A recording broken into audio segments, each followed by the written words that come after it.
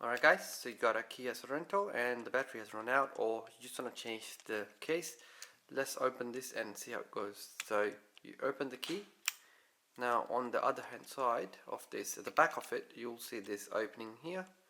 So you can use a pry tool to open it, but what I've noticed is if you got space in there, if you can put the finger in, you just pull it out, that thing opens up. Now this is where your battery goes. Now this one takes the CR2032 battery, and if you have one of those spare, put it in and then just put this one back again.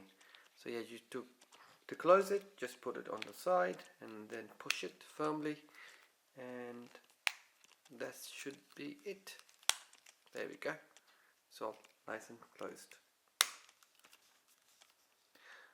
So yeah, so once you push it firmly, it's all back to normal. I hope that helps. Thank you.